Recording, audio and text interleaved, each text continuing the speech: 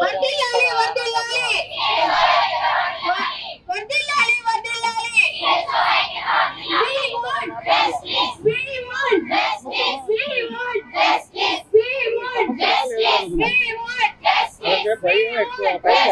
పన్నెండు వేలు జీతం ఇవ్వడమే ఎక్కువ కనుక ఉద్యోగాల నుంచి తీసేస్తే మాకు 500 కోట్లు మిగులుతాయి. 40,000 అనేది ఏ మంత్ ఎప్పుడు ఏసీహెచ్ఓ అందుకోలేదు సార్. డైలీ చేసుకునే పని వాళ్ళకి కూడా జీతం పెరుగుతుంది కానీ మాకైతే జీతం అనేది పెరగట్లేదు. మా సెంటర్ మా ప్రజలు మాదని చెప్పి మా డబ్బులు ఇచ్చి మేము అందరు పోషించుకుంటే ఇప్పుడు వరకు వచ్చాం సార్. పని చేసి మాట పడినందుకు మేము చాలా బాధపడుతున్నాం సార్. పవన్ కళ్యాణ్ సార్ మళ్ళీ మేము పిలుస్తున్నాం. ఆడబిడ్డలను రోడ్ల మీద కూర్చొని ఎండలో కూర్చొని మండు టెండలో కూర్చొని మిమ్మల్ని పిలుస్తున్నాం సార్. భార్యాభర్తలు కూడా సిహెచ్ఓలు అయినప్పటికీ వాళ్ళకి న్యాయం లేకపోతే ఆ కుటుంబాన్ని ఎలా పోషించుకుంటారు? 12,000 ఇస్తున్నారు, మీకు 40,000 జీతం ఇస్తామని చెప్పేసి అంటున్నారు. బయట మేము 40,000 అసలు ఏ సిహెచ్ఓ అకౌంట్ లో 40,000 పడుతుంది సార్. ఆయుష్మాన్ భారత్ పెట్టింది అవుట్ ఆఫ్ పాకెట్ ఎక్స్పెండిచర్ తగ్గించడానికి, కానీ మా పాకెట్లో ఏం చేస్తున్నారు మీరు? జీరో చేసేస్తున్నారు. ఆరోగ్య శాఖలో పనిచేసేటువంటి సిహెచ్ఓలంతా రోడ్డు ఎక్కడం జరిగింది. సమాన పనికి సమానతను చెల్లించాలి, ఏదైతే జీవో ఉందో ఆ జీవోని అమలు చేయాలని చెప్పి దాదాపు 20 రోజులుగా ఆందోళన చేస్తున్నారు. దానికి సంబంధించి మనతో పాటు ఉన్నారు సిహెచ్ఓ. సార్ చెప్పండి, ప్రధానంగా మీ సమస్య ఏంటి? గత కొద్ది రోజుల నుంచి ఆందోళన చేస్తున్నారు. నిన్న ఇదే విషయం సంబంధించి మంత్రి ఆరోగ్య శాఖ మంత్రి కలిశారు, మీ టీం ఏమన్నారు ఏంటి? సార్ ఆరోగ్య శాఖ మంత్రి గారిని మంత్రివర్యులను కలవడం జరిగింది సార్. కలవడం జరిగితే అక్కడ జరిగిన అంశం ఏంటంటే మీకు 12,000 జీతం ఇవ్వడమే ఎక్కువ, అదేవిధంగా మాకు మిమ్మల్ని కనుక ఉద్యోగాల నుంచి తీసేస్తే మాకు 500 కోట్లు మిగులుతాయి అనే విధంగా మాట్లాడడం జరిగింది. ఆ మాటల వల్ల మేము నర్సింగ్ డిపార్ట్మెంట్ మొత్తం చాలా బాధాకరమైన విషయం సార్. ఆ మాటల్ని కొంచెం సార్ మా ఆవేదన బాధల్ని వ్యక్తం చేస్తున్నాం సార్. గత 10 రోజుల నుంచి 2 రోజులు 24-25న మా విజయవాడలో ధర్నా చౌక్ వద్ద ధర్నా అనేది జరిగింది సార్. మా డిమాండ్స్ అనేవి తీరకపోవడంతో మమ్మల్ని పిలవడం లేదు సార్. పోవడంతో మేము నిర్వాధిక సమ్మె అనేది జరుగుతున్నాం సార్. 26 నుంచి నిర్వాధిక సమ్మెలో దిగాం సార్. మా డిమాండ్స్ ఏంటంటే సార్ 6 సంవత్సరాలు పూర్తి చేసుకున్న కమ్యూనిటీ హెల్త్ ఆఫీసర్స్ ఎవరైతే ఉన్నారో వాళ్ళని రెగ్యులర్ చేయాలి. 23% హైక్ అనేది NHM ఎంప్లాయీస్తో పాటు అమలు చేయాలి. అదేవిధంగా ఫిక్స్డ్ పే విధానాన్ని అమల్లోకి తీసుకురావాలి సార్. ఈ విధమైన న్యాయపరమైన డిమాండ్స్. అదేవిధంగా మాకు తగిన జాబ్ చార్ట్ లేదు సార్. దానికి విధంగా జాబ్ చార్ట్ కూడా మా కమ్యూనిటీ హెల్త్ ఆఫీసర్స్కి ఇవ్వాలి సార్. అదేవిధంగా 10,032 రాష్ట్ర వ్యాప్తంగా కమ్యూనిటీ హెల్త్ సెంటర్స్ అనే పిలువబడే ఆరోగ్య ఆయుష్ మందిర్లు ఉన్నాయి సార్. అదేవిధంగా దీంట్లో ఎక్కువ ఉమెన్ ఎంప్లాయీస్ అనేవాళ్ళు ఉన్నారు సార్. ఆ కమ్యూనిటీ హెల్త్ ఆయుష్మాన్ ఆరోగ్య మందిర్లు ఎక్కడో ఊరికి చివరన శ్మశానాల్లో కట్టడం జరిగింది సార్. అదేవిధంగా రెంటెడ్స్ ఎక్కువ ఉన్నాయి సార్. అక్కడ పనిచేస్తున్న ఉమెన్ ఎంప్లాయీస్ చాలా ఇబ్బందికరంగా ఉండడం జరిగింది సార్. అక్కడికి వచ్చేసి ఎవరైతే తాగి వచ్చి నైట్ టైం ఇబ్బందికరంగా పెట్టడం జరిగింది సార్. ఎవరైతే హెడ్ క్వార్టర్ స్టే చేస్తారో దానివల్ల వివిధ కోతలకి మాకు ఇచ్చే ప్రోత్సాహకాలు అంటే ఇన్సెంటివ్స్ సార్. మేము చేసే పనికి ఇన్సెంటివ్స్ అనేవి పడతాయి సార్ 15,000. దాంట్లో కూడా కోత విధించడం జరుగుతుంది సార్. గత 9 నెలలుగా మాకు ఇన్సెంటివ్స్ కూడా ఆపడం జరిగింది సార్. మేము న్యాయపరమైన డిమాండ్లే కోరుతున్నాం తప్ప మేము దానికి తగ్గట్టు ఇంకా ఎక్కువ రావాలి మాకని చెప్పి మేమైతే కోరట్లేదు సార్. మా న్యాయపరమైన డిమాండ్లు ఈ ప్రభుత్వం దృష్టిలో ఉంచుకొని మాకు సహాయం చేస్తారని ప్రతి సిహెచ్ఓ ఆవేదన గుర్తిస్తారని మేము కోరుతున్నాం సార్. ఈ మీడియా ముఖంగా అంటే ధర్నాలు ఆపేసేసి మీరు తక్షణమే ఉద్యోగాల్లో జాయిన్ అవ్వని చెప్పి మంత్రి చెప్తారు, ఎలా స్పందిస్తారు అది? సార్ మా న్యాయపరమైన డిమాండ్లు మాకు దాంట్లో కొంత మాకు న్యాయం జరిగేలా ఉంటే మేము మా రాష్ట్ర అసోసియేషన్తో మాట్లాడి మా రాష్ట్ర అసోసియేషన్ ఏ విధంగా అయితే మమ్మల్ని గైడ్ చేస్తుందో మా రాష్ట్ర అసోసియేషన్ సభ్యుల్ని పిలిచి కూర్చోబెట్టి మాట్లాడతారో అప్పుడు మేము దానికి అనుగుణంగా స్పందించి మేము డ్యూటీలో జాయిన్ అవ్వడం జరుగుతుంది. 1000 అని చెప్పి పేపర్లో చెబుతున్నారు సార్. కానీ మాకు యాక్చువల్గా 25,000 అనేది ఇస్తున్నారు సార్. అది 25 కూడా రాదు సార్. ఇక అంతకుముందు 23,000 పడేది సార్. PF కట్ అయిన తర్వాత PF అయితే కట్ అవ్వట్లేదు సార్. అది 1800 కలిపేస్తున్నారు సార్. 24,800 అనేది ప్రతి సిహెచ్ఓ అకౌంట్లో పడుతుంది సార్. 40,000 అనేది ఏ మంత్ ఎప్పుడు ఏ సిహెచ్ఓ అందుకోలేదు సార్. దయచేసి వాళ్ళకి మేము మా బ్యాంక్ స్టేట్మెంట్లు ఇవ్వడానికి కూడా రెడీగా ఉన్నాం సార్. తద్వారా మాకు గవర్నమెంట్ చెబుతున్న 40,000 లెక్క ప్రకారం ఎప్పుడూ అందలేదు సార్. దయచేసి మా అకౌంట్లు మేము ఇవ్వడానికి రెడీగా ఉన్నాం. దయచేసి పరిశీలన చేసి మాకు 40,000 ఎప్పుడైతే ఇచ్చారో గవర్నమెంట్ కూడా ఒకసారి చూసుకోవాలని కోరుతున్నాం సార్. దయచేసి ఆ 40,000 ఇచ్చే లెక్క అయితే మేము ఆ డిమాండ్స్కి సిద్ధంగా ఉన్నాం. నమస్తే అండి, నేను NTR డిస్ట్రిక్ట్లో సిహెచ్ఓగా పనిచేస్తున్నాను. అయితే మేము గత 2019లో రిక్రూట్ అయ్యామండి కమ్యూనిటీ హెల్త్ ఆఫీసర్లుగా. ఇదంతా ప్రాసెస్ అనేది కూడా మా సిహెచ్ఓ గారు చెప్పి ఉన్నారు. ఎలాగంటే ముందుగా ఎగ్జామ్ కండక్ట్ చేయడం, దానిలో మెరిట్ వచ్చిన వాళ్ళకి మళ్ళీ 6 నెలలు ట్రైనింగ్ ఇవ్వడం, 6 నెలలు ట్రైనింగ్ అయిపోయిన తర్వాత మళ్ళీ ఎగ్జామ్ కండక్ట్ చేయడం, దానిలో పాస్ అయిన వారికి ఉద్యోగం ఇవ్వడం అనేది ఆయా విలేజెస్లో జరిగిందండి. అయితే మేము జాయిన్ అయిన దగ్గర నుంచి కూడా మేము విలేజ్లో మా సేవలు అనేవి అందిస్తూ వస్తున్నాము. ఎందుకంటే మేము కొత్తగా బీఎస్సీ చదివి అలా బయటకు వచ్చిన వాళ్ళం కాదండి. ప్రైవేట్ హాస్పిటల్లో కూడా వెంటిలేటర్ పై ఉన్నటువంటి మరణాపాయ స్థితిలో ఉన్నటువంటి పేషెంట్లను కూడా మేము హ్యాండిల్ చేసి వచ్చిన వాళ్ళమండి. ఆ వర్క్ ఏమైతే మేము ప్రైవేట్ హాస్పిటల్లో కూడా నేర్చుకుని ఉన్నామో, చేసుకొని ఉన్నామో, అదంతా కూడా మేము విలేజ్లో అవలంబించడం, అక్కడ ఉన్న వారికి మా చేతనైనంత సహాయం అంతా కూడా చేస్తూ వస్తున్నామండి. సర్వీసెస్, ఐవీ ఫ్లూయిడ్స్ పెట్టడం నుంచి, అలాగే వారికి ఇంజెక్షన్ నుంచి, అలాగే వారి డ్రెస్సింగ్లు కానీ, బెడ్ రిడన్ పేషెంట్స్ ఉంటే వాళ్ళకి కేర్ ఎలా ఇవ్వాలి అన్నీ ఎడ్యుకేట్ చేస్తా వాళ్ళకి చేయాల్సినటువంటి సహాయం అంతా కూడా మేము విలేజ్ లెవెల్లో చేస్తూ వస్తున్నామండి. అయినప్పటికీ మాకు కొన్ని ఇబ్బందులు అనేవి ఉన్నాయండి. అదేంటంటే మా శాలరీ విషయం. ఎంత కష్టపడ్డా కానీ పనిచేసిన వాళ్ళు ఏమనుకుంటారండి, జీతం కోసమే ఎదురు చూస్తూ ఉంటారు, ఎప్పుడు ఇస్తారా అని. అలాగే మేము కూడా గవర్నమెంట్లో పనిచేస్తూ వస్తున్నాం, మేము కూడా దానికోసమే ఎదురు చూస్తూ వస్తున్నామండి. ఇప్పుడు కూలీలకు కూడా వాళ్ళ కూలీ అనేది పెరుగుతూ వస్తుందండి. అంతకుముందు 100 రూపాయలు, తర్వాత 125, 200, ఇప్పుడు 300 అండి. కానీ మేము బీఎస్సీ నర్సింగ్ 4 సంవత్సరాలు ఎక్కడో చదివి మా తల్లిదండ్రుల కష్టంతో మేము ఈ ఉద్యోగంలోకి వచ్చామండి. కానీ మేము జాయిన్ అయిన దగ్గర నుంచి ఇప్పుడు నేను జాయిన్ అయ్యి 5వ సంవత్సరం అండి. ఆ వచ్చినప్పటి 25,000 ఎలా ఉందో అలాగే ఉందండి. కూలీలకు వెళ్ళే వారికి ఇప్పుడు జీతం వాళ్ళ కూలీ 300 అయిందండి. అంతకుముందు గత సంవత్సరంలో 200, కానీ ఇప్పుడు వాళ్ళకి 300. డైలీ చేసుకునే పని వాళ్ళకు కూడా జీతం పెరుగుతుంది, కానీ మాకైతే జీతం అనేది పెరగట్లేదండి. మేము గవర్నమెంట్ వారి నుంచి కోరుకునేది ఏంటంటే మాకు రావాల్సిన ఎన్హెచ్ఎం ఉద్యోగులతో ఏదైతే సమానంగా 23% హైక్ ఇచ్చారో అది మాకు కూడా ఇవ్వాలని మేము కోరుకుంటున్నామండి.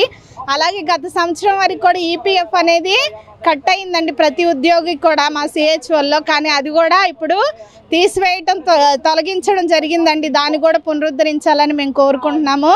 అలాగే మేము ఉన్నటువంటి కొన్ని హెల్త్ సెంటర్లో అన్నీ అద్దెల భవనాలండి.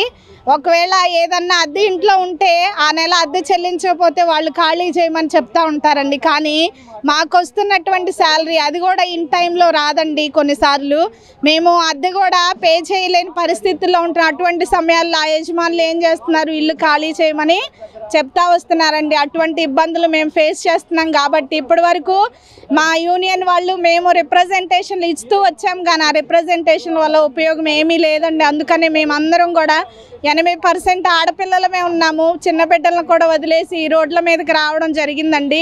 మా పరిస్థితిని, మేము అడుగుతున్నటువంటి న్యాయమైన డిమాండ్ను ప్రభుత్వం అర్థం చేసుకొని వాటిని మాకు తీరుస్తానని మేము మనస్ఫూర్తిగా మా సిహెచ్ఓస్ తరపున మీకు వినయంగా మా డిమాండ్స్ను తెలియజేస్తున్నామండి. నమస్కారం. ముఖ్యమంత్రి చంద్రబాబు గారికి, డిప్యూటీ సీఎం పవన్ కళ్యాణ్ గారికి, లోకేష్ గారికి అయ్యా మేము మీకు వినతి అప్పగించుకుంటున్నాము. మేమేంగా పోరాటంగా ఇప్పుడు మీడియా ద్వారా ఎందుకు వచ్చామంటే మేము చేసిన ఈ వారం రోజులు సమ్మె అనేది మాకు అనుగుణంగా రాలేదు సార్. అందుకే మళ్ళీ మేము ఈ సమ్మె కొనసాగించాలి, మళ్ళీ పర్మిషన్ అడిగి ఒకరోజు మేము వచ్చాం సార్. మేము ఈ చేసే సమ్మె మీకు మంచిగా ఉంది, మా డిమాండ్స్ మీకు అందించాలంటే ఒక్కసారి మా ముందుకు వచ్చి మా మాటలు గోరు వినండి సార్.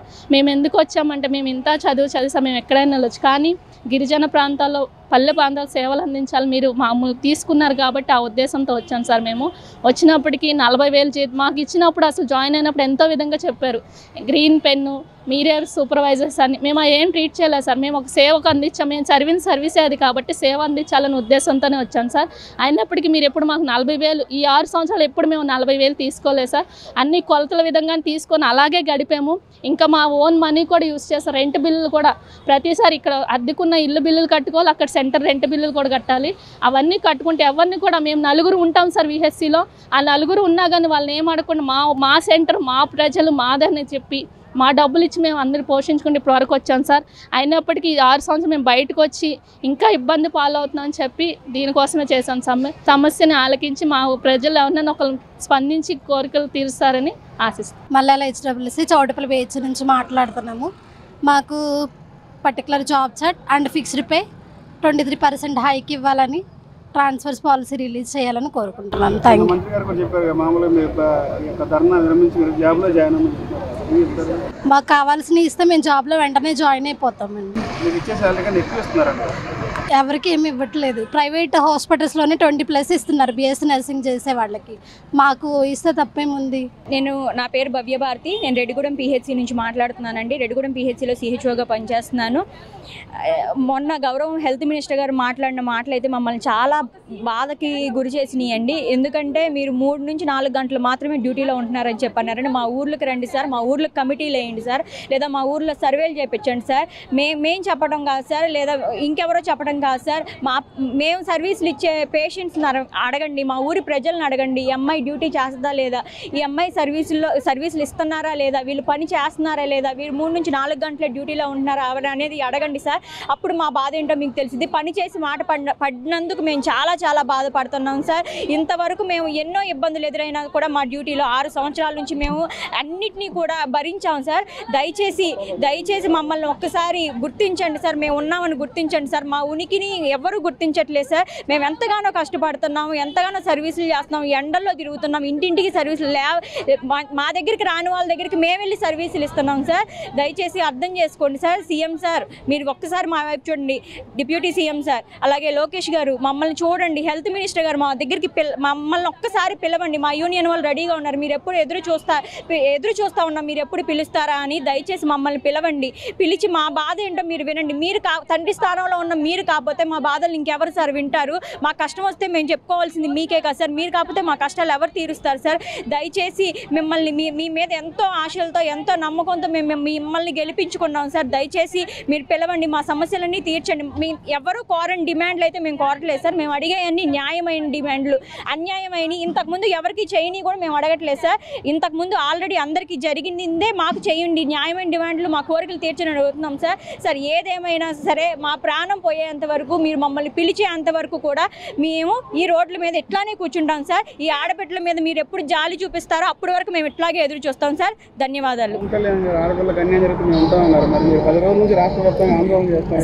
సార్ మొన్న బిజీ వల్ల మమ్మల్ని పట్టించుకోలేకపోతున్నారేమో, లేకపోతే సార్ దాకా ఇన్ఫర్మేషన్ వెళ్ళలేదేమోనని మేము సార్ కోసం ఇంకా ఎదురు చూస్తున్నామండి.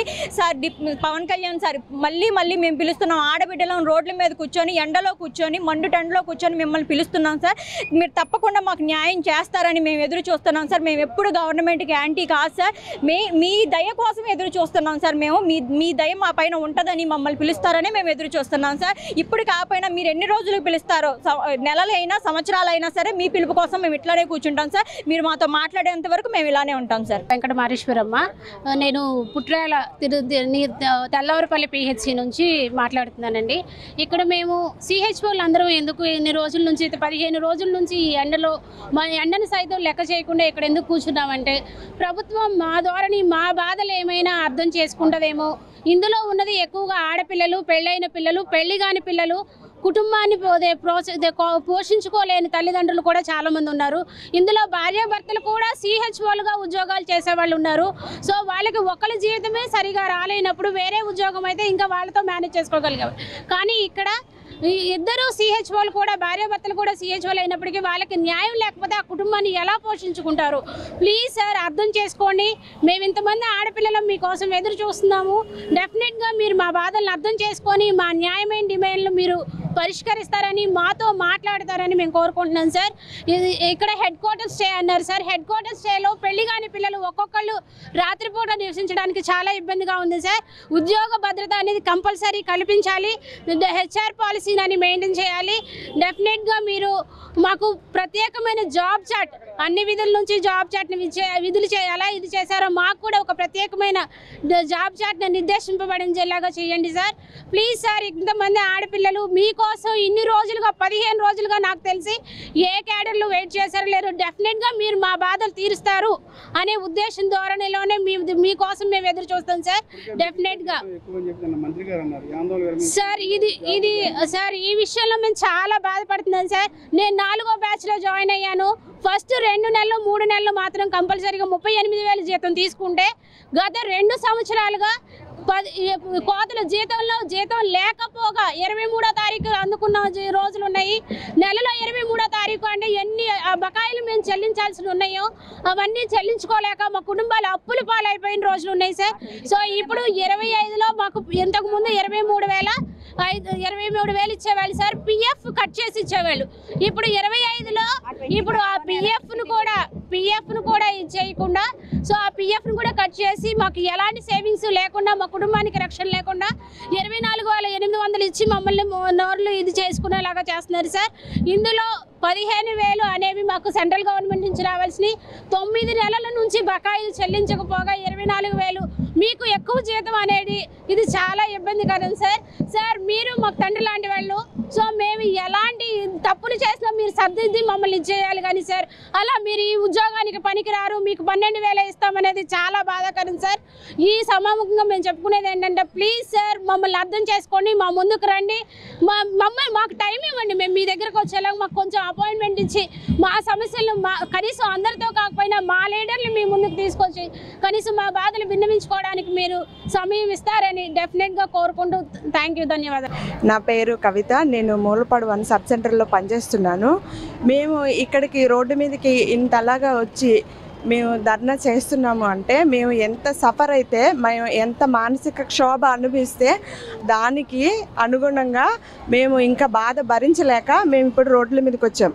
మేము ఫస్ట్ 10వ తరగతి ఫస్ట్ క్లాస్లో పాస్ అయ్యి ఇంటర్మీడియట్ ఫస్ట్ క్లాస్ కాదు డిస్టింక్షన్లో, ఈవెన్ మా బ్యాచెస్లో 99% వచ్చిన వాళ్ళు కూడా ఉన్నారు.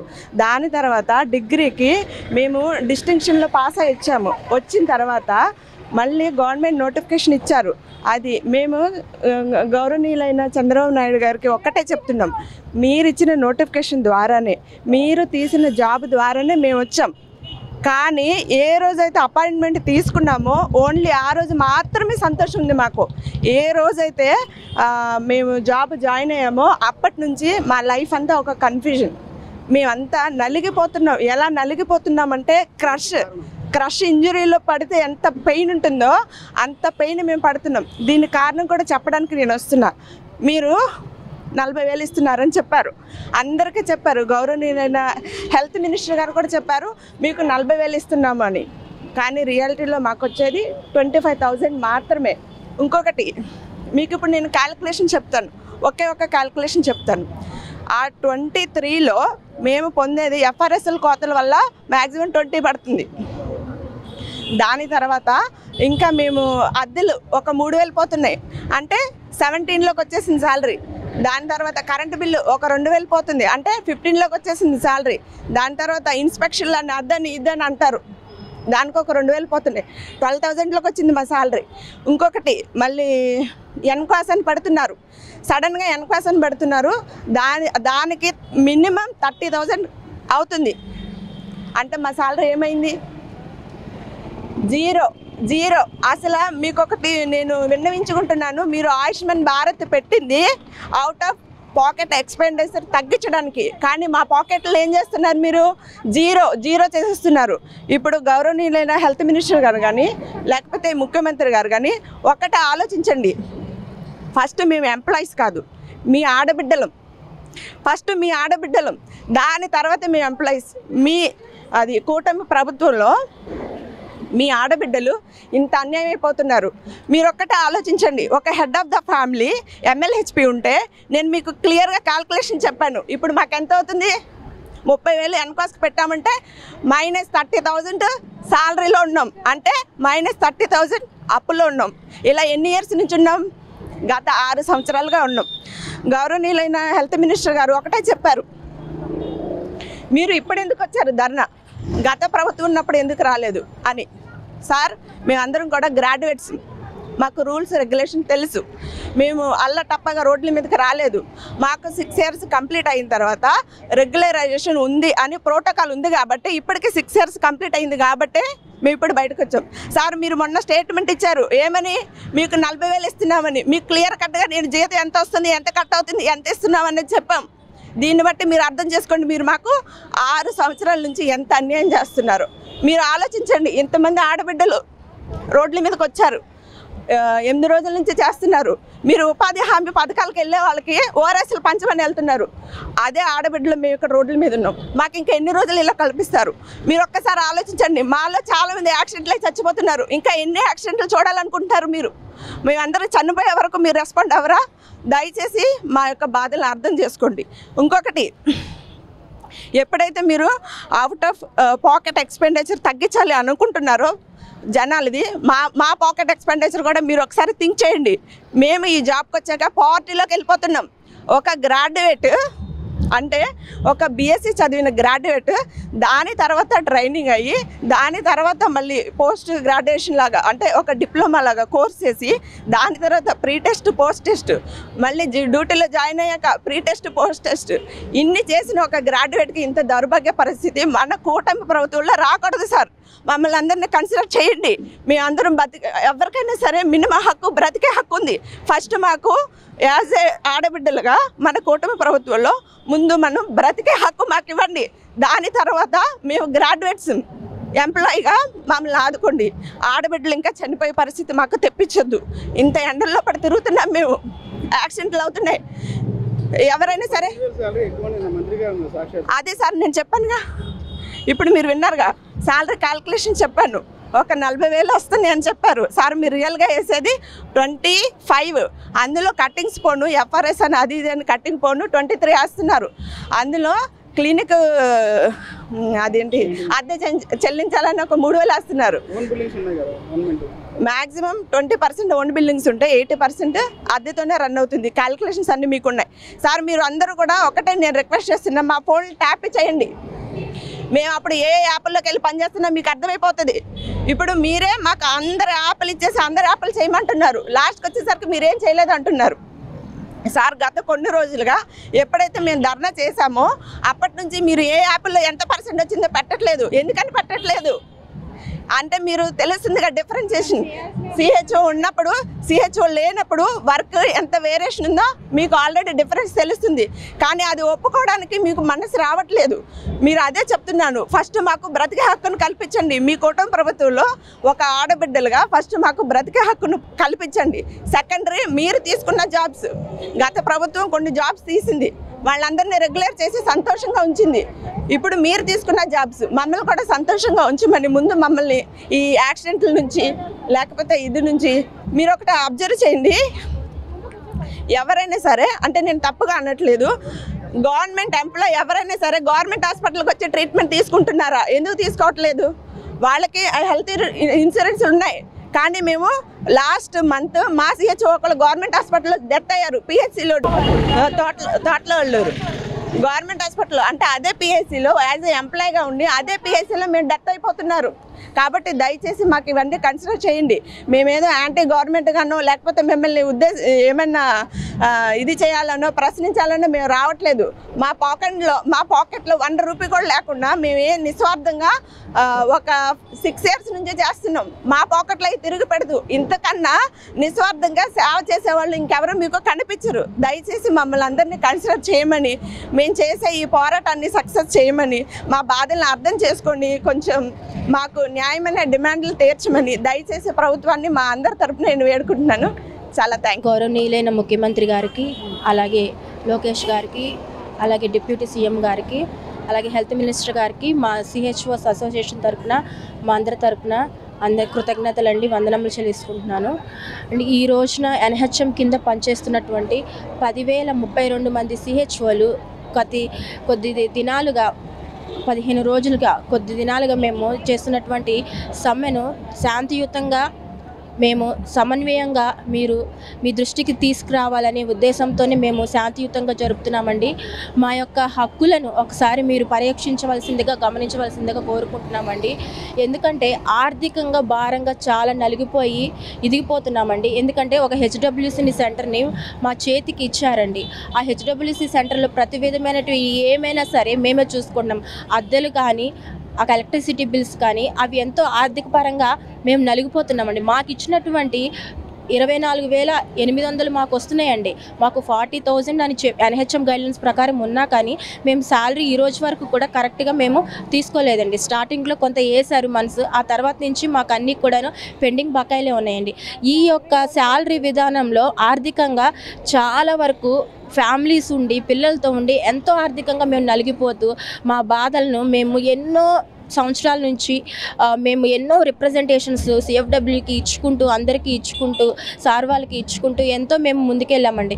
కానీ మాకు ఈ రోజు వరకు కూడాను ప్రతి విషయంలో కూడాను ఈ విధంగా మాకు ఒక జీవో ఇచ్చి కానీ ఈ విధంగా మా సమస్యలు న్యాయబద్ధమైనవి కాబట్టి ఇవి తీర్చాలని కానీ ఒక్కటి కూడాను మాకు ఏది కూడాను మాకు నెరవేర్పు అనేది రాలేదండి. సో అందుకనే ఈరోజు మేము ఇలాగ బయటకు వచ్చి మా యొక్క హక్కుల గురించి మేము మాట్లాడడానికి మేము నిర్ణయం తీసుకోవాల్సి వచ్చింది. అది కూడా మేము శాంతియుతంగా మేము తెలియచేయాలనుకుంటున్నామండి. ఆడబిడ్డలు ఎక్కువ మంది ఉన్నారండి. రూరల్ ప్లేసెస్లో మేము 9 to 4 ఎన్ని విధాలైనటువంటి వర్క్స్ మేము చేసుకుంటూ మా యొక్క యాప్స్ చేసుకుంటూ మేము ప్రతిరోజు కూడాను మా యొక్క వర్క్స్ని అంతా రిపోర్ట్స్ అందిస్తూ చేస్తూ మేము ముందుకెళ్తున్నామండి. కానీ మా యొక్క ఆర్థిక పరిస్థితులు అనేవి చాలా వరకు దిగజారిపోతున్నాయి. 40 అంటున్నారు కానీ మాకు 40 ఈ రోజు వరకు మేము తీసుకోలేని పరిస్థితులు. మరి అందులో మేము హెచ్డబ్ల్యూసీ కావాల్సినటువంటి వాటిని సమకూర్చడంలోను, రెంట్ బిల్స్లోను, మరి ఎలక్ట్రిసిటీ బిల్స్లోను, మళ్ళీ ఇంకైనా ఇతరత్ర ఏమైనా నేషనల్ ప్రోగ్రామ్స్ జరిగే విషయంలోను ఏదైనా సరే మనం ఖర్చు పెడుతున్నాం. మరి మా ట్రావెలింగ్స్ ఎలియన్సే కానీ మా పిల్లలకి కానీ మా ఎడ్యుకేషన్కి కానీ మాకు సంబంధించినటువంటి విషయాల్లో కానీ మేము ఏ విధంగా వీటన్నిటిని మేము ఛార్జ్ తీసుకొని మేము ముందుకు వెళ్ళలేకపోతున్నాం. మా ఆర్థికంగా మేము చాలా నలిగిపోతున్నాము. ఇది గౌరవ ముఖ్యమంత్రులు గారు తెలుసుకోవాలని నేను సమనీయంగా కోరుకుంటున్నానండి. మా NHM ప్రకారము 6 years మాకు రెగ్యులర్ చేయాలండి. మాకు రెగ్యులర్ చేయాలని మేము చంద్రబాబు నాయుడు గారిని కోరుకుంటున్నామండి. అదే అండి, ఇంకా మాకు NHM కింద 23% మాకు హైక్ అందరితో పాటు మాకు ఇవ్వలేదండి. అది ఇవ్వాలని వెంటనే అమలుపరచాలని కోరుకుంటున్నామండి. ఇంకా మాకు రావాల్సినటువంటి ఇన్సెంటివ్స్ అనేది ఏదైతే ఉన్నాయో మాకు ఒక ఫిక్స్డ్ పే మాకు ఇస్తే మేము ఎంతో సంతోషిస్తాం సార్. ఎందుకంటే మేము ఆర్థికంగా ఎంత నలిగిపోతున్నామో మీరు చూస్తున్నారు. ఇంతమంది ఆడబిడ్డలు అందరూ రోడ్డు మీదకి వచ్చారంటే 26 జిల్లాలు అందరూ ఇలాగ వచ్చి అడుగుతున్నారంటే ఎంతో బాధ ఉండే, ఎంతో ఆర్థికంగా నలిగిపోయే, మేము ఎంతో ఇదిగా ఉండే మేము ఇప్పుడు ఈరోజు ఇలాగ రోడ్డు మీదకి రావాల్సినటువంటి పరిస్థితి. మా ఆడబిడ్డల యొక్క పరిస్థితిని మీరు ప్రతి ఒక్కళ్ళు మీరు తీరుస్తారని మేము నమ్ముచున్నాం సార్. మాకు ఫుల్ శాలరీ మాకు దయచేసి మీరు ఇస్తే కనుక మాకు ఎంతో ఆర్థికంగా మేము ముందుకెళ్ళడానికి బాగుంటుంది. మేము ఈ సమ్మె త్వరగా క్లోజ్ చేసి మేము ఇంకా డ్యూటీస్కి వెళ్ళాలని అనుకుంటున్నాం కానీ కొనసాగించాలని అనుకోవట్లేదు. ఎందుకంటే మాకు ఉన్నటువంటి సమస్యలు మీరు గుర్తించి మమ్మల్ని చర్చలకు పిలిచి మాకు దానికి సంబంధించినటువంటి సమన్వయంగా మాకు జరగాల్సినటువంటి హక్కుల మీద మీరు ఒక నిర్ణయం తీసుకుంటే మేము త్వరగా కూడాను మా రెగ్యులర్ డ్యూటీస్కి వెళ్ళాలని మేము కూడా కోరుకుంటున్నామండి. దయచేసి మా యొక్క వినయంగా తెలియజేసుకుంటున్నటువంటి మా హక్కుల్ని మీరు పరిరక్షించాలని కోరుకుంటున్నామండి. థ్యాంక్ యూ అండి. నా పేరు కీర్తన. నేను PHC తెల్లదేవరపల్లి విసనపేట మండలంలో వర్క్ చేస్తున్నాను. నేను జాయిన్ అయ్యి 4 years అవుతుంది. అప్పటి నుంచి కూడా ఒక 2 months ఏమో ఫుల్ శాలరీ తీసుకోవడం జరిగింది. కానీ తర్వాత నుంచి మాత్రం 23,000కే మేము సేమ్ పని చేయడం జరుగుతుంది. దయచేసి మేము పోయిన నెల ఏప్రిల్ నెల 15వ తేదీ నుంచి మేము పోరాటం అయితే ఎన్నో రిప్రజెంటేషన్స్ అయితే ఇవ్వడం జరిగింది. అయినా కానీ గవర్నమెంట్ నుంచి ఏం రెస్పాన్స్ లేకపోవడం కొంచెం గమనార్హమే. కాకపోతే మీకు ఇచ్చే జీతం ఇప్పటికే ఎక్కువ ఇస్తున్నాము, 12,000 జీతం ఎక్కువ చెప్తున్నారు.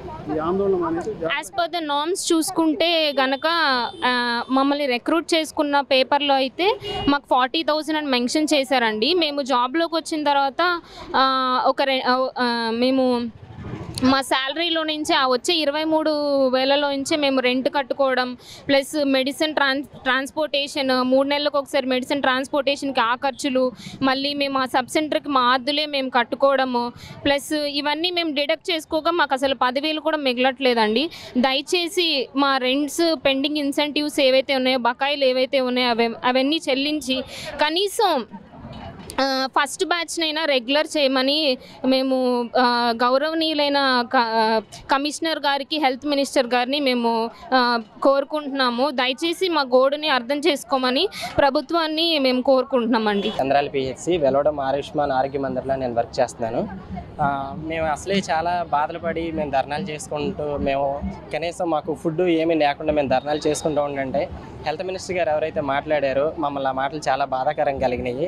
సార్ మేము ఒక బీఎస్సీ నర్సింగ్ చదివి మేము ఇక్కడికి వచ్చి పల్లెల్లో ఆరోగ్య వైద్య సేవలు అందిస్తే బాగుంటుందని మీ ప్రభుత్వమే మీరే మమ్మల్ని రిక్రూట్ చేసుకున్నారు సార్. అలాంటిది ఇప్పుడు మీకు బయట ఎంత ఇస్తున్నారు, మేము ఎంత ఇస్తున్నాం అనే మాటలు మాట్లాడుతున్నారు సార్. కానీ ఇప్పుడు ఏం జరుగుతుందంటే వచ్చి 3 గంటలు 4 గంటలు డ్యూటీస్ చేసి వెళ్ళిపోతున్నారని చెప్పేసి అంటున్నారు. 3 గంటలు 4 గంటలు సార్, ప్రభుత్వం ఎవ్రీ టైం మీరే మానిటర్ చేస్తున్నారు సార్, మీరే మానిటరింగ్ చేస్తున్నారు. మేము 9 to 4 ఏదైతే మేము ఎఫ్ఆర్ఎస్లు వేస్తున్నామో అదంతా కూడా మీరే మానిటర్ చేస్తున్నారు సార్ మమ్మల్ని. కానీ ఇప్పుడు మీరు 2 గంటలు 3 గంటలు ఉంటుంటే మేము ఎఫ్ఆర్ఎస్ వేస్తున్న వాళ్ళు మేము ఎవరం సార్? అసలు కనీసం మమ్మల్ని అంత కించపరిచి మాట్లాడుతున్నారు సార్. బయట ప్రైవేట్ హాస్పిటల్లో 12,000 జీతం చేస్తున్నారు అని అంటే sir I'm not degrading doctors sir. Doctors వచ్చి ప్రిస్క్రిప్షన్ రాసి వాళ్ళ కండిషన్ చూసి వెళ్ళిపోతారు సార్. కానీ ఒక పేషెంట్స్ని మేము మా సొంత ఫ్యామిలీ మెంబర్స్లో మేము ట్రీట్ చేస్తున్నాం సార్. ఎందుకంటే వాళ్ళ యూరిన్, వాళ్ళ స్టూల్స్ ఏవైతే ఉన్నాయో అవి కూడా మేము చేస్తాం సార్ బయట. అలాంటి మాకు 12,000 ఇస్తున్నందుకు మరి మీరు మాకు సపోర్ట్ చేయాలి సార్. ఎలాంటి నర్సెస్కి మీరు 12,000 ఎందుకు ఇస్తున్నారు ఏంటి అని చెప్పేసి మీరు డిమాండ్ చేసి మాకు ఇంకా ఎక్కువ శాలరీస్ ఇప్పించాలి సార్. కానీ అలాంటిది మీరు మమ్మల్ని ఇంకా మీరు రిక్రూట్ చేసుకున్నదే కాకుండా మళ్ళీ మీరే మమ్మల్ని డిగ్రేడ్ చేస్తుంటే పని చేస్తున్న మేము ఎంతో బాధపడాల్సి వస్తుంది సార్. అట్లాంటిది ఇంకొకటి సార్, బయట 12,000 ఇస్తున్నారు, మీకు 40,000 జీతం ఇస్తామని చెప్పేసి అంటున్నారు. బయట మేము 40,000 అసలు ఏ సిహెచ్ఓ అకౌంట్లో 40,000 పడుతుంది సార్? మేము అడుగుతున్నాం సార్. కనీసం మా అకౌంట్ స్టేట్మెంట్స్ మొత్తం మీ దగ్గరే ఉన్నాయి సార్. ఎవరెవరికి ఎంత వేస్తున్నారు, ఎంత కొరత జరుగుతుందని మొత్తం మీకు తెలుసు సార్ ఎంత జరుగుతుందో. కానీ ఇప్పుడు 40,000 అంటున్నారు సార్. ఇన్సెంటివ్స్ మాకు మా పనుల్లో మాకు నియమించకుండా ఏఎన్ఎంస్ పనులు ఏవైతే నియమించారో వాళ్ళు ఏఎన్ఎంస్ పని చేయకపోతే మాకు జీతాలు కట్ చేస్తున్నారు సార్, మాకు ఇన్సెంటివ్స్ తగ్గిస్తున్నారు. అంటే మేమేం అడుగుతుందంటే ఎవరి పని ఎవరు చేయకపోతే ఎవరి జీతాలు కట్ చేస్తున్నారు సార్. అది మాకు చాలా బాధకరంగా కలుగుతుంది సార్. ఆ 15 ఇండికేటర్స్ ఏవైతే ఉన్నాయో ఆ 15,000 ఏదైతే ఉన్నాయో ఇన్సెంటివ్స్ అవి మాకే పెట్టండి, మా వర్క్లోనే ఇంక్లూడ్ చేయండి, మాకు సంబంధించిన ఇండికేటర్సే మాకు ఇవ్వండి. మేము ఒక 1,000 రూపాయలు వస్తే మా ఫ్యామిలీని ఇంకొంచెం బాగా చూసుకోవచ్చు, మాకు ఇంకొంత వస్తే మేము ఎక్కువ చూసుకోవచ్చు అని మేము ప్రాకులాడతాం సార్ ఆ వర్క్ కోసం. వాళ్ళ వర్క్ వాళ్ళు చేయకపోతే మా దాంట్లో కటింగ్ చేయడం అనేది అది చాలా అన్యాయం సార్. మేము చాలా అన్యాయానికి గురవుతున్నాం సార్. ఒక కుటుంబం కాదు సార్, అలాగ పని చేయని ఏఎన్ఎంస్ ఎవరైతే అంటే నేను ఏఎన్ఎంస్ని కూడా మళ్ళీ ఇక్కడ తక్కువ చేయడం కాదు సార్. వాళ్ళకున్న బిజీ వర్క్లను బట్టి ఒకవేళ చేయలేకపోతే అవి మా శాలరీలో కట్ అవ్వడం అనేది చాలా అన్యాయం సార్. వాళ్ళకి వచ్చేది వస్తూనే ఉంది సార్, ఎందుకంటే వాళ్ళు పర్మనెంట్ జాబ్లు, వాళ్ళకి 25 నుంచి 35 చిల్లర ఇప్పుడు వస్తున్నాయి. కానీ ఏదైతే మీరు ఒక పల్లెలో బీఎస్సీ నర్సింగ్ చదువుకున్న గ్రాడ్యుయేట్ ఎవరైతే ఉన్నారో వాళ్ళకి రిక్రూట్ చేసుకుంటే పల్లెల్లో మీకు ఆరోగ్య సేవలు అందించడానికి మీరు రిక్రూట్ చేసుకున్నారు సార్. అలాంటిది మీరే మాకు సపోర్ట్ కనుక చేయకపోతే మాకు ఇంకెవరున్నారు సార్? అకౌంట్లో ఎవరి దగ్గర కూడా 40,000 అసలు పడట్లేదు సార్. ఇంకొకటి ఏంటంటే రాష్ట్రంలో ఎంతోమంది ఆడపిల్లలే ఉన్నారు సార్. మ్యాక్సిమం ఆడపిల్లలు ఆయుష్మాన్ ఆరోగ్య మందిర్ సెంటర్లు కూడా ఎక్కడో ఊరి చివరిలో ఉంటారు సార్. ఆ ఊరి చివరికి వచ్చేసి విలేజ్ కుర్రోళ్ళు ఎవరైతే ఉన్నారో వాళ్ళు తాగుతూ తీగుతూ బీర్ సీసాలు అక్కడ పడేస్తూ పొద్దున్నే ఒక ఆడపిల్ల డ్యూటీకి 9 గంటలకు అక్కడికి వెళ్ళాలంటే ఎంతో బాధపడుతున్నారు సార్. అది ఎక్కడో కాదు, మా పిహెచ్సిలోనే జరుగుతుంది సార్. అది మా దగ్గరే జరుగుతుంది. అది ఎంతో భయభ్రాంతికి గురి చేస్తుంది సార్ అలాంటిది. ఎందుకంటే ఒకటి సెక్యూరిటీ ఉండదు సార్. 9 to 4 స్టే చేయట్లేదు, 24/7 మీరు స్టే చేయట్లేదు అంటున్నారు సార్. కానీ 24/7 మాకు స్టే చేయడానికి ఆయుష్మాన్ ఆరోగ్య మందిర్లు అసలు ఎక్కడో ఒక 100%, మన రాష్ట్రం 100% ఒక 25%, 30% కన్స్ట్రక్షన్ చేసి ఉన్నాయి. అక్కడ కన్స్ట్రక్షన్ చేసిన వాటికి కూడా కొన్ని చోట్ల ఎంతోమంది సిహెచ్ఓస్ ఆడపిల్లలు ఎంతోమంది ఇబ్బంది పడుతున్నారు సార్. అట్లాంటిది మిగతా ఏదైతే రిమైనింగ్ వాళ్ళు ఉన్నారో అక్కడ కన్స్ట్రక్షన్ చేయట్లేదు సార్. ఆ కన్స్ట్రక్షన్ చేయని ప్లేస్లో ఏవైతే ఉన్నాయో అక్కడ మేము హెచ్డబ్ల్యూసి అంటే సార్ ఆయుష్మాన్ ఆరోగ్య మందిర్ ఏదైతే ఉందో దాన్ని మేము రెంట్కి తీసుకుంటాం సార్. రెంట్కి తీసుకొని ఆ రెంట్ బిల్లు మంత్లీ మేమే పే చేస్తున్నాము. మంత్లీ ఎలక్ట్రిసిటీ బిల్లు మేమే పే చేస్తున్నాము. కొంతమంది CHOs, half of the CHOs ఏంటంటే వాళ్ళ ఇంటి దగ్గర నుండి వాళ్ళు వర్క్ చేసే విలేజ్ ఎక్కడైతే ఎంత దూరం అయితే ఉందో అవన్నీ కూడా లాంగ్ అయిపోతుంది కాబట్టి అక్కడే రెంట్కి వాళ్ళు స్టే చేయడానికి చేయడానికి కూడా రూమ్ ఒకటి రెంట్కి తీసుకుంటున్నారు సార్. వాళ్ళు రూమ్ రెంట్ అంటే వాళ్ళ హౌస్ రెంట్ అలవెన్సెస్ ఏదైతే ఉందో అది వాళ్ళ పర్సనల్ శాలరీలో ఉండి పే చేసుకుంటున్నారు సార్. హౌస్ రెంట్ పే చేసుకుంటున్నాము, ఎలక్ట్రిసిటీ బిల్ పే చేసుకుంటున్నాము, అలాగే హెచ్డబ్ల్యూసీ రెంట్ కూడా మేము పే చేస్తున్నాం సార్. దయచేసి మమ్మల్ని పర్మనెంట్ చేయండి సార్. 6 సంవత్సరాలు పూర్తయ్యి ఎవరైతే మేము గవర్నమెంట్ మాకు ఆర్డర్స్లో ఇచ్చారో 6 సంవత్సరాలు ఇచ్చే వాళ్ళని కూడా మా పర్మనెంట్ చేయమని ప్రతి చంద్రబాబు గారిని, డిప్యూటీ సీఎం గారిని, ప్రిన్సిపల్ సెక్రటరీ కృష్ణబాబు గారిని, అలాగే కమిషనర్ వీరపాండ్యన్ గారిని, ప్రతి హెల్త్ మినిస్టర్ గారు సత్యకుమార్ యాదవ్ సార్ని ప్రతి ఒక్కరిని కూడా మనస్ఫూర్తిగా వేడుకుంటున్నాం సార్. ధన్యవాదాలు. అందరికీ నమస్కారం అండి. నా పేరు వర్షిని. నేను ఎన్టీఆర్ డిస్టిక్లో సిహెచ్ఓగా గత 6 సంవత్సరాల నుంచి వర్క్ చేస్తున్నాను. మేమందరం కూడా సిహెచ్ఓగా జాయిన్ అయినప్పటి నుంచి కూడా మేము ఏ విధమైన శాలరీతో అయితే ఉన్నామో ఇప్పటికీ కూడా మేము అదే విధమైన శాలరీతో ఉన్నాం. ఈ విషయాన్ని మేము పోయిన నెల 10వ తారీఖు నుంచి ఫస్ట్ పేపర్ రూపంలో ఇచ్చి చెప్పాము, పర్సనల్గా కలిసి చెప్పాము, పర్మిషన్స్ తీసుకునేటప్పుడు చెప్పాము, ఇంటిమేషన్ ఇచ్చేటప్పుడు చెప్పాము. అందరికీ కూడా ఇవన్నీ చెప్తూనే వస్తూ ఉన్నాము.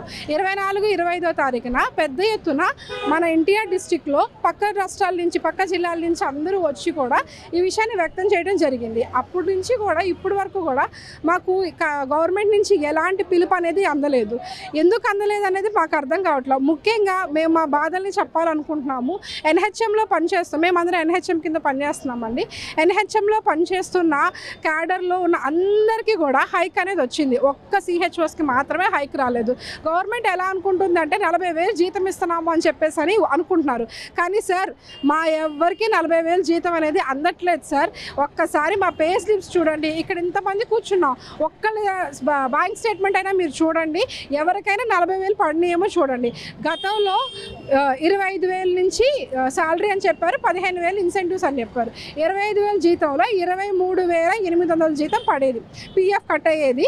అయితే ఒకనొక రోజు సడన్గా ఒక మెసేజ్ వచ్చింది, శాలరీ క్రెడిటెడ్ అని చెప్పి. ఆ రోజు 25,000 జీతం, 24,800 జీతం పడినట్టు మెసేజ్ వచ్చింది. అసలు ఎందుకు వచ్చింది అని చెప్పని మాలా మేము అలా చేసుకుంటే తెలిసింది ఏంటంటే ఆ నెల పిఎఫ్ కట్ అవ్వలేదని. సరే బహుశా ఏదైనా టెక్నికల్ ఎర్రర్ వల్ల ఈ పిఎఫ్ కట్ అవ్వలేదేమో అనుకున్నాం మేము. నెక్స్ట్ మంత్ అయినా కట్ అయిద్దేమో అని చూసాం. నెక్స్ట్ మంత్ కూడా సేమ్ 24,800 జీతం క్రెడిట్ అయింది. అప్పుడు మేము కనుక్కుంటే పిఎఫ్ కట్ అవ్వడం అనేది ఆగిపోయింది అని తెలిసింది. ఎందుకు ఆగిపోయింది అంటే ఈ రోజుకి కూడా మా ప్రశ్నకి సమాధానం అనేది లేదు. పిఎఫ్ అనేది కట్ అవ్వట్లేదు. అలాగే ఇన్సెంటివ్స్ని శాలరీస్ని కలిపి వేస్తే మీరన్నా 38,000 వస్తుంది సార్. మీరన్నా ఫిగర్లో 40,000 కూడా రాదు, 38,000, 39,000 జీతం అనేది వస్తుంది. అయితే ఏ రోజు కూడా ఆ నెంబర్ అనేది మాకు పడలా. ఒక నెల ఇన్సెంటివ్ వేశారంటే 2వ నెల, 3వ నెల, 4వ నెల ఇన్సెంటివ్ ఉండదు. మళ్ళీ ఎప్పుడు వేస్తారో తెలీదు. అది వచ్చేదాకా కూడా అందరి ద్రాక్ష పండు కోసం ఎదురు చూసినట్టు మేము ఎదురు చూస్తూనే ఉంటున్నాము. మీరు వేసే 24,800 జీతంలోనే మేము మా ఇంటిని కూడా పక్కన పెట్టుకొని సబ్ సెంటర్ని నడిపిస్తున్నాం. ఆయుష్మాన్ ఆరోగ్య మందిర్ని మేము నడిపిస్తున్నాం. మన జిల్లాలో కానీ మన రాష్ట్రంలో కానీ ఉన్న ఆయుష్మాన్ ఆరోగ్య మందిర్లో 80% దాకా అన్ని రెంటెడ్ బిల్డింగ్సే ఉన్నాయి. మేము రెంట్ అమౌంట్ వేస్తున్నాంగా అంటున్నారు. ఎప్పుడు వేస్తున్నారు? ఎప్పుడుకో వేస్తారు కానీ ఎప్పుడు వేస్తారో తెలియదు. అప్పుడు దాకా ఎవరు అమౌంట్ ఇవ్వాలి? మా పాకెట్లో డబ్బులు మేము తీసి మేము ఇవ్వాలి. మాకే జీతాలు అయినప్పుడు మేము ఎక్కడి నుంచి కట్టుతాము?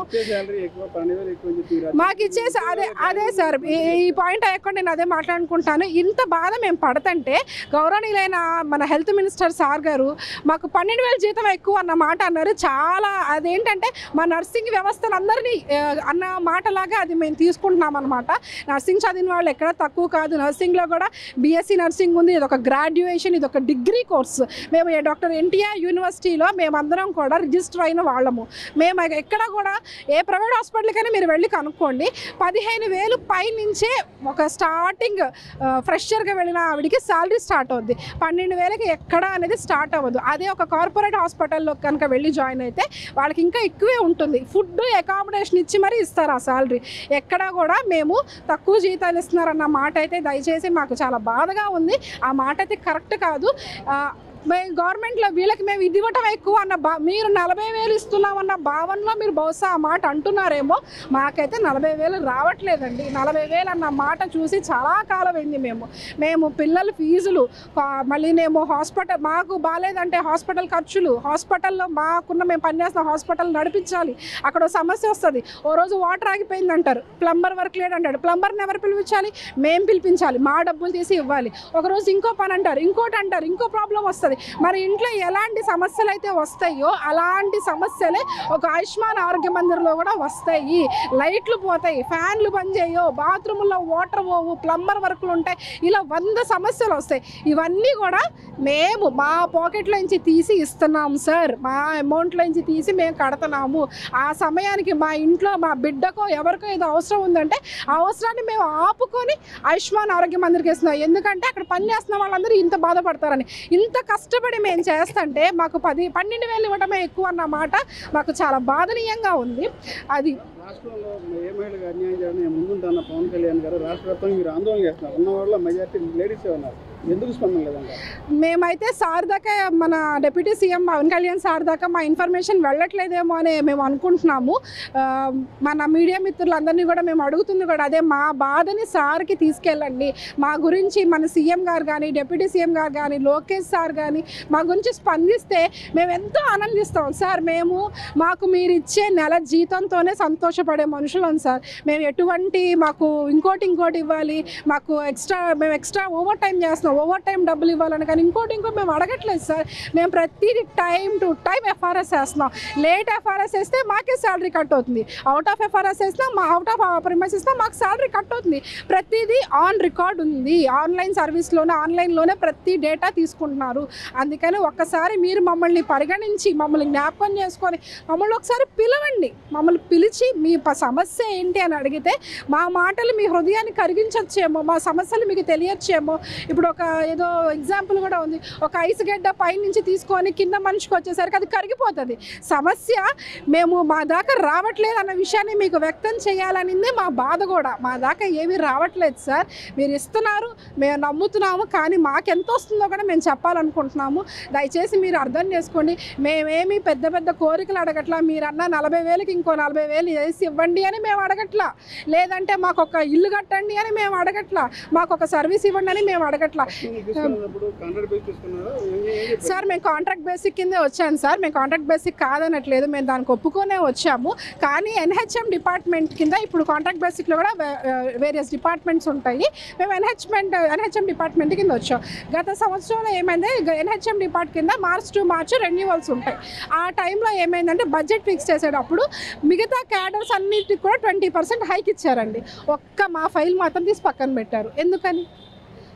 ఎందుకు ఒక పలానా రీజన్ చెప్పాలి కదా. పోనీ మీరు జాయిన్ అయ్యి ఇన్ని రోజులు అవ్వలేదంటాకి మాలో ఇప్పుడు 8-9 బ్యాచ్ల దాకా ఉన్నాయి. ఫస్ట్ బ్యాచ్ జాయిన్ అయ్యి 6 సంవత్సరాలు అయిపోయింది. 2019లో జాయిన్ అయిన వాళ్ళ పరిస్థితి ఏంటి? 2018-19 జాయిన్ అయిన వాళ్ళు ఉన్నారు. వాళ్ళనైనా పర్మనెంట్ చేయండి, మమ్మల్ని అందరినీ చేయండి, వాళ్ళనైనా చేయండి. ఒక ఆడపిల్ల చనిపోతే కనీసం మట్టి ఖర్చుకి డబ్బులు లేక మేము డబ్బులు వేసుకుంటున్నాం సార్. ఈరోజు మేము మీడియా పరంగా చెప్తున్నాం కదా, ఒక జిల్లాలో మా వాళ్ళు ఒకరు చనిపోతే ఆ విషయం మా గ్రూప్లో పెట్టుకొని మాకు సహాయమైనంత 100, 200, 500, 1000 రూపాయలు మేము డబ్బులు వేసుకొని వాళ్ళ ఇంటికి వెళ్ళి వాళ్ళకి అందిస్తున్నాం. ఎందుకంటే మా తోటి ఉద్యోగి పోనీ చనిపోయే వాళ్ళు ఏమన్నా పెద్దవాళ్ళు అంటే కాదు, మేమందరం చిన్న వయసులో ఉన్న వాళ్ళవే. రోడ్ యాక్సిడెంట్ అయి చనిపోతే స్పీడ్గా వెళ్ళింది చనిపోయిందన్న మాట అంటున్నారు. ఎందుకు అలా అంటారు సార్? ఒక చనిపోయిన మనిషికి గవర్నమెంట్ నుంచి ఒక ఎక్స్గ్రేషియా ఇవ్వండి, ఒక సహాయం చేయండి, మీ పేరు చెప్పుకొని ఇందులో మాకు జరిగిందని ఆ కుటుంబం అంతా సంతోషిస్తుంది. మమ్మల్ని ఒకసారి గుర్తు చేసుకోండి, మా పరిస్థితిని అర్థం చేసుకోండి. ఇలా ఇంత ఎండలో ఇంత రోడ్డు మీదకి వచ్చి ఇలా ఉండటం కూడా మాకు కష్టమే, మాకు చాలా కష్టమైన విషయం. ఈ నెల జీతాలు కూడా మాకు హోల్డ్ చేశారు, మాకు ఈ నెల జీతాలు కూడా వేయలేదు, హోల్డ్ చేసి ఉన్నారు. సో ఏంటంటే ఇంత ఫైనాన్షియల్గా మేము ఆల్రెడీ బాధల్లో ఉన్నాం, ఇంకా కూడా మాకు ఫైనాన్షియల్ ప్రాబ్లం వస్తుంది. అయినా మేము ఇక్కడ కూర్చున్నామంటే మా సమస్యలో కూడా ఒక న్యాయం ఉంటుంది. అది మీరు ఒక్కసారి జ్ఞాపకం చేసుకోండి. ముఖ్యంగా ఏంటంటే NQAS, national quality assurance standards అని చెప్పి ఎన్కాస్ జరుగుతుంది సార్. ప్రైవేట్ హాస్పిటల్స్లో NABH అని ఉంటుంది, గవర్నమెంట్కి వచ్చేసరికి ఎన్కాస్ అనేది జరిగింది. ఇదేంటంటే ఫస్ట్ డిస్ట్రిక్ట్ హాస్పిటల్స్కి జరిగేది, ఆ తర్వాత PHC పరిధిలో, ఇప్పుడు ఆయుష్మాన్ ఆరోగ్య మందిర్ పరిధిలో కూడా జరుగుతుంది. ఆయుష్మాన్ ఆరోగ్య మందిర్ అనేది చాలా చిన్న క్లినిక్ అండి. దాంట్లో ఫస్ట్ ఎయిడ్ సర్వీసెస్ అనేవి ఉంటాయి, చాలా ఎమర్జెన్సీ సర్వీసెస్ అని ఇవ్వడం జరిగింది. అలాంటి చిన్న క్లినిక్ని మనం వాళ్ళకి ఎన్కాస్కి కావాల్సిన రూల్స్, ప్రోటోకాల్స్ మనకు బుక్ ఉంటుంది, స్టాండర్డ్స్ ఉంటాయి, అదొక బుక్ ఇస్తారు, వాళ్ళు ట్రైనింగ్ పెట్టి ఒకటి చెప్తారు. అవన్నీ మేము రీచ్ అయ్యేలాగా మా పాకెట్లో డబ్బులు తీసి, మా ఒంటి మీద ఉన్న బంగారం తీసి, మాకు డబ్బులు లేకపోతే అప్పు తెచ్చుకొని చేసి దాన్ని ఆ టైంకి రెడీ చేసి మేము పెట్టి చూపిస్తాం. ఇప్పుడు మన డిస్టిక్లో కూడా ఎన్నో దానికి సార్ బడ్జెట్ అనేది 10,000 ఇస్తారు సార్. ఆ 10,000 కూడా ఎప్పటికొచ్చిందో తెలియదు. పోయిన నెల మనకు అయిపోయింది, ఎన్కాస్ అయిపోయింది. ఎన్కాస్ అయిపోయిన 6 నెలలకో 7 నెలలకో ఇస్తారు. మన ఖర్చు ఎంత? మేము ప్రతిదీ బిల్ టు బిల్ పెడతాం మీకు. మీరు మమ్మల్ని అడగండి, ప్రతి బిల్లు నాకు ఇవ్వండి అని అడగండి, మేము ప్రతి బిల్ ఇస్తాం మీకు. ప్రతి బిల్ పెట్టినప్పుడు మాకు ఎంత ఇస్తారు? 10,000 ఇస్తారు. ఆ 10,000 ఎప్పటికి ఇస్తారో కూడా తెలియదు. ఈలోపు అంటే మీరు ఖర్చు పెట్టుకోండి, నేను డబ్బులు తర్వాత ఇస్తాను అని చెప్పంటే మేము ఖర్చు పెట్టాలంటే మీరు ఇవ్వాలి కదా. మేము ఖర్చు పెట్టాలంటే మాకు మీరు డబ్బులు ఇవ్వాలి కదా. అది సార్, మేము ఎవరిని ఏ గవర్నమెంట్కి వ్యతిరేకం కాదు.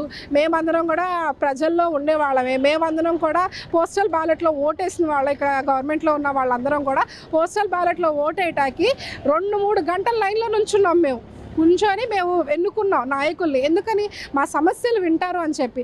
మేము ఏ గవర్నమెంట్కి మేము వ్యతిరేకం కాదు. మేము అర్థిస్తున్నాము, మా గోడు వినండి, మా బాధ వినండి, మాకు పరిష్కారం ఇవ్వండి అని అడుగుతున్నాము. మేము ఎంతో కష్టపడి దూరాభారాల నుంచి చంటి పిల్లల్ని వదులుకొని మేము డ్యూటీలకు వెళ్ళి ప్రజల కోసం మేము సేవ చేస్తున్నాం. ఓకే, మేము ఒప్పుకుంటాం, మేము జీతం కోసం పనిచేసే వాళ్ళమే. ఇప్పుడు ఆ జీతంలో సమస్య వచ్చిందనే కదా మేము మీ ముందుకు వచ్చాము. దయచేసి మమ్మల్ని ఒకసారి చూడండి, మమ్మల్ని ఒక్కసారి పిలిచి మాట్లాడండి. మా సమస్య ఏంటి అనేది మీకు తెలుస్తుంది. మా కోసం మీడియా మిత్రులందరూ వచ్చి ఎండలో నుంచొని మాకు చాలా హెల్ప్ చేస్తున్నారు, మా వార్తలన్నీ తీసుకెళ్తున్నారు. మీ అందరూ కూడా చాలా